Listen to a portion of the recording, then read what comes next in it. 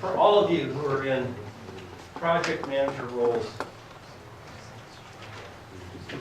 one of the real challenges is learning leadership. Learning to walk that fine line, as I told her, between wanting to give some space for the people who you are managing to accomplish what they do and taking a baseball bat to them and say, we need that routine done. It's hard.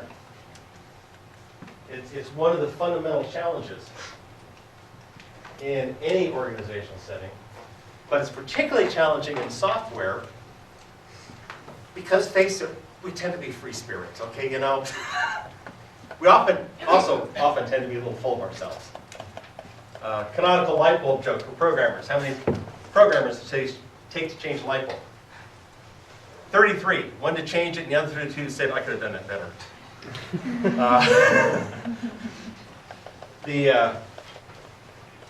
So part of what you need to learn here as you're working as a team is how each of you individually needs to step up, be responsible, be accountable, get your jobs done.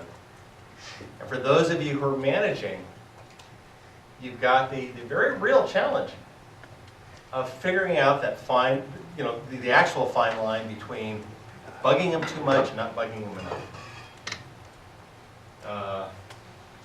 I did bring this in, by the way, and want to talk about team building and so on. Pages.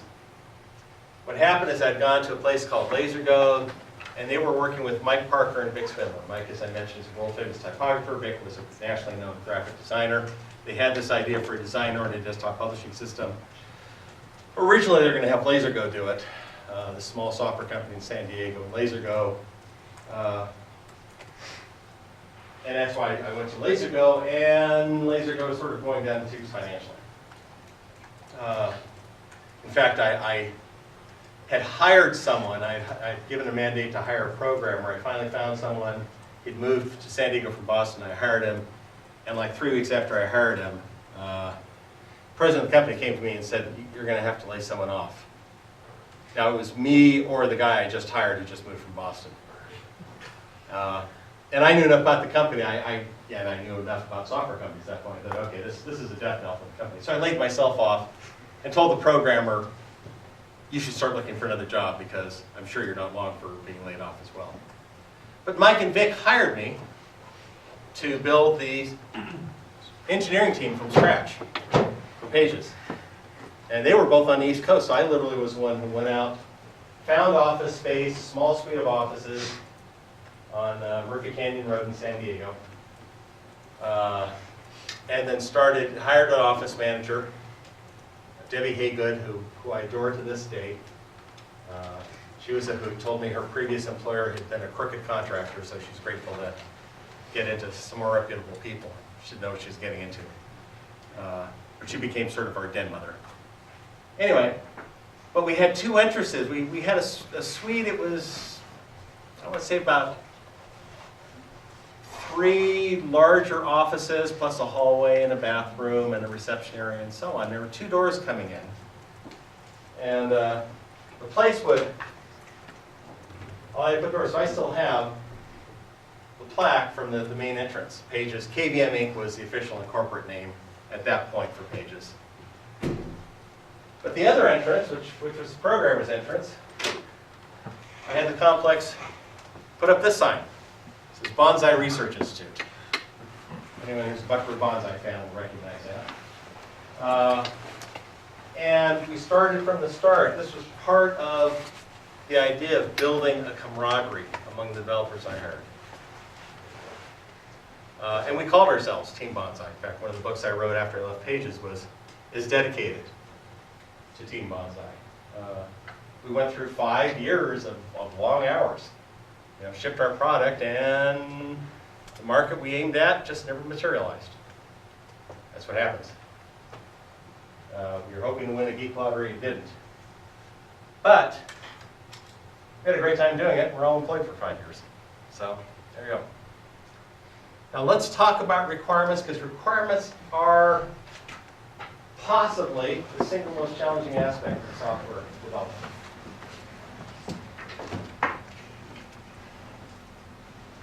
Actually, let's go to the next slide because that's where I have my notes.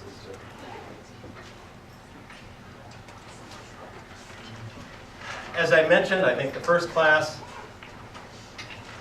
software development methodologies tend to fall into two broad categories. One is the waterfall-ish, analysis, requirements, development, test, ship. The other is the agile, iterative, code a little, test a little, design a little. Actually, it should be design a little, code a little, test a little, whatever. There are problems with both in terms of requirements. With waterfall, you have the problem that you're sitting there trying to get all the requirements down, get them all nailed down, requirements, traceability matrix, blah, blah, blah. And the first time a real customer looks at it and says, oh, that's not what I wanted at all. Despite the fact that you had like 3 different people interview him. Any good book on requirements will tell you that requirements seldom survive contact with the customer. You'll either have scope creep. The customer says, well, actually, can you put this in also? And this and this and this. Or the customer will say, oh, like I said, I want to work just like the old system, but better. Or I don't like how this looks. I can think of one project I reviewed where the old system that was being replaced was a really archaic system running across an old Linux distribution, and all the text fields were uppercase because that's how the code was written. And in new software coming in, the text fields, of course, were lowercase. There were users who were complaining, say, we want the new text fields to be uppercase. And I said, well, you can just put on the cap locks key. No, that's not good enough. We have to be able to type whatever we want, and you have to convert it to uppercase as it types in. And at this point, the developers might ready to put their heads through the wall. It's like, do you want to put square tires on your car as well? So you have that. Now with Agile, the problem, again, going back to Armor, Agile with the design a little, code a little, test a little, sometimes you can work yourself into a dead-end canyon. And you realize, because you're doing things, you're not taking the time to think things through as to what all the problems might be. It's possible to find yourself in a situation where you're suddenly confronting hard problems and you don't have answers for them, or at least your current solution won't answer them. Then you have to sort of backtrack. On top of all this, you need to keep control over the requirements. Again, one of the major causes of failed IT projects is scope creep. Well, actually, the first problem is not clearly defining what's going to be built, which we're getting back to Agile versus Waterfall. And a quote I gave, I think it was last week, from Spinrad, in architecting a new system, all the important mistakes are made in the first day. That's something you should be asking yourselves as you're looking at your own projects. What mistakes are we making and how we're defining this? What here is going to cause us? Here's an important question to ask. What among our current thoughts for our individual project or group projects is going to cause us the most pain 6 weeks from now? You should be thinking very carefully about that. Because if you don't, you're going to be in a lot of pain 6 weeks from now and saying, oh gosh, we didn't think about how this was going to play out. We're going to have to scramble now, we're going to have to cut the features way down, or we're going to throw out half the project. You need to be thinking about that now. The change control process, and we'll talk about more of that when we talk about quality assurance, is a way of making sure there is a gatekeeper for any change requirements. This is something that in your teams you can assign either the QA person or the documentation person to do. That person basically, has the big staff and says, if you're going to change requirements, you have to get it through me first. You have to convince me and convince the whole team that this is a necessary change. Now, approaches to requirements. Back after Pages folded, I got my first consulting job. As I've mentioned before, it was at ARINC, Aeronautical Radio Incorporated, which was building the network management portion of Motorola's satellite phone system, Iridium. And they were supposed to be using object-oriented design and implementation. They had no experience with it. They'd had a disastrous design review. And the head of the division got a copy of my book, Pitfalls of Object-Oriented Development, and said, oh my gosh, describes us to a T. These are all the mistakes we're making. So they hired me on a consulting basis to come in. And my focus initially was on architecture because there was none. This is one of the causes I mentioned, going into ARINC and asking everyone, who's the chief architect? And literally got, I think, 6 different answers, one of which was no one, and 5 different people. So it's clear there was no architecture. That was one of the things I had to do. It was actually, I had like 4 subsystem diagrams that didn't mesh up. There was no overall architecture that they all fit into. At the same time, Bob Millar came from Motorola to help get the project back on track. I learned a lot working with Bob. He was actually one of my great mentors as far as project management. And the very first, he showed up the same day I showed up. We had he only came once a week. I was there every day, more or less. But commuting from San Diego to Newport Beach, those of you who live in Southern California can appreciate that was not a pleasant commute. But Bob, that very first meeting with all the ARINC senior staff said, where's your baseline set of requirements? And they all sort of looked at each other and said, well, you know, we've got some diagrams. And he said, how do you know what you're building? He said, I'm going to ask you every week. I want to see on this conference table a box with your baseline requirements. Because if you don't know what you're building, how will you know when you're done? And that's the question I want you to keep in mind as you do your requirements document. I'm not going to give you a form or a template. This is going to be something you're going to iterate through. But you need to define how you'll know when your project is done. Now, yes, Elizabeth. So these requirements, when you're building your baseline, this is including, so it's pretty much the base of, like, okay, my software, my language, okay, this is the rules of whatnot I'm doing. Is it kind of built slowly? Well, it's in a sense of, well, let me give you an example. 2 examples from Pages. One is that when, you know, for the first year and a half of Pages, we were trying to raise venture funding. I was going Sand Hill Road with the principals of the company and doing, you know, song and dances in front of venture capitalists and so on. And finally closed on what was ultimately $7 million in venture funding. And with that, we started to hire permanent staff, including a permanent CEO. Our permanent CEO is Larry Spellhog. He'd also been at Xerox in their word processing division. They had a desktop publishing system called Ventura. And one of the first things he did when he came in was he worked with me and with Jim Hammerly, the VP of Engineering, and we made a spreadsheet of every possible feature that a desktop publishing system could have. The spreadsheet had 600 entries in it. We then went through and for every single feature said, this is a must-have, this is a nice-to-have, but we'll defer it if we have to. This is definitely deferred to a 1.x release, and this is something we're never going to do. Basically 4 categories. And that became one of our guiding documents as far as requirements. Now the other thing that came out of this accidentally, because we were a year late, which is a whole other discussion, is that we actually had the user manual. You guys remember user manuals? Almost no software comes with actual user manuals these days, but this is a nice glossy. I may bring in my copy. I still have it with the box and so on.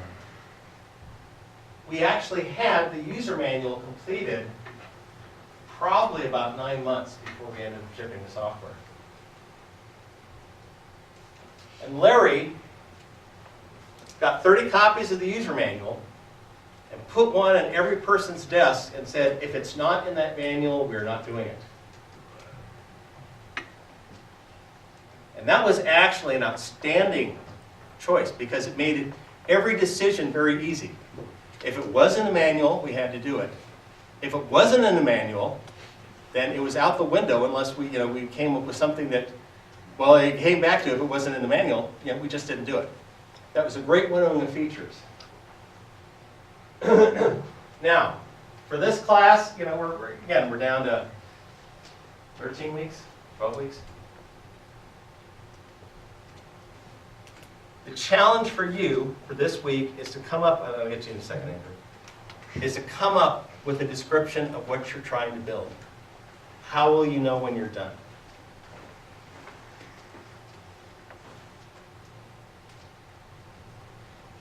I'm going to leave it to you to figure out what to do there. Now, I would go and watch this week Dr. Knidson's podcast, or at least read his slides on requirements.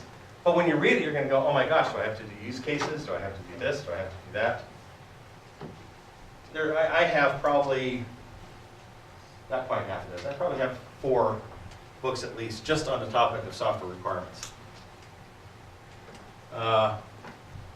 Your goal, because we're running light and fast here, is to come up with a document as a team that describes what you want to build, and that you can all look at it and say, when we get this built, we're done.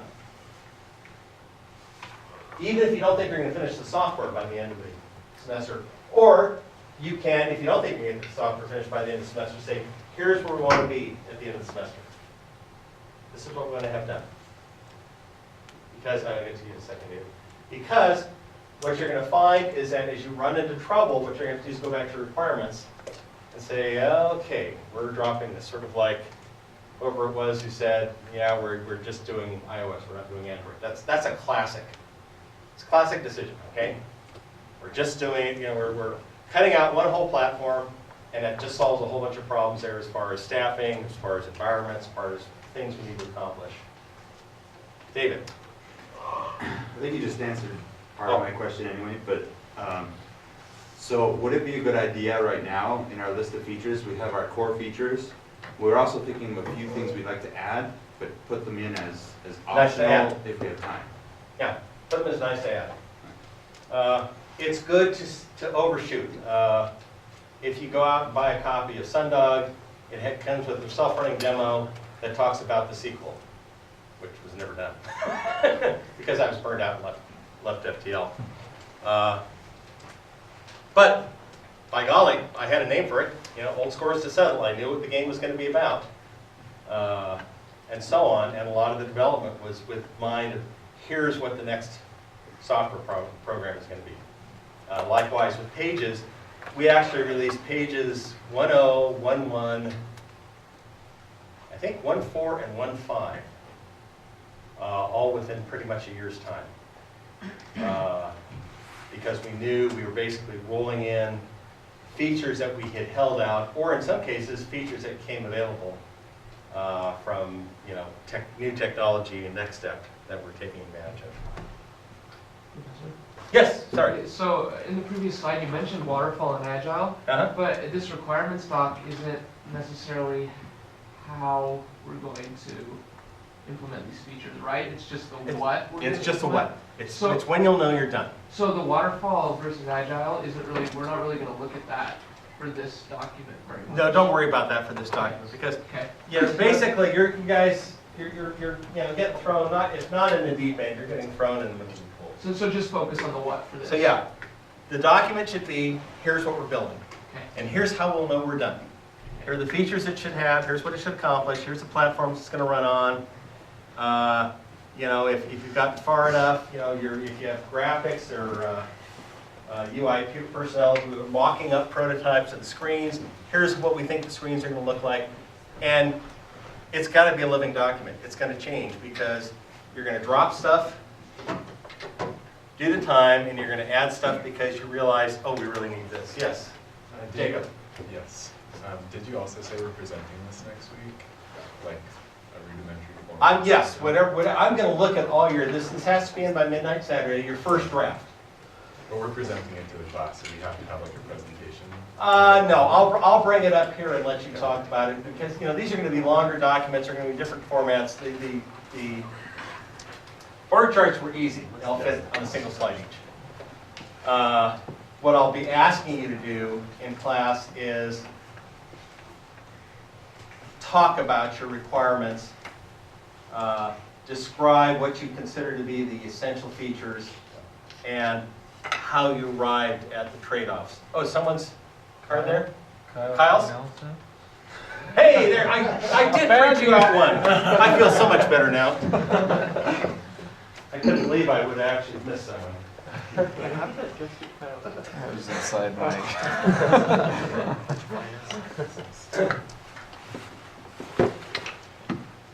Okay, so that's your assignment for the week. Create and upload your initial requirements docs. I'll build a presentation, and then next Monday, we'll have each team leader, or someone that you choose to assign, you can delegate, the rationale for your approach to the documents and what it is you're trying to build. Any questions? I know that's vague. If I get to teach this again next year, I will probably have a template for requirements. But on the other hand, I'm interested in seeing what you all come up with, because trust me, I have seen everything under the sun in terms of requirements document. And you'll hear people who are passionate, oh, it has to be this, or it has to include this, and it can get pretty out of control. Okay,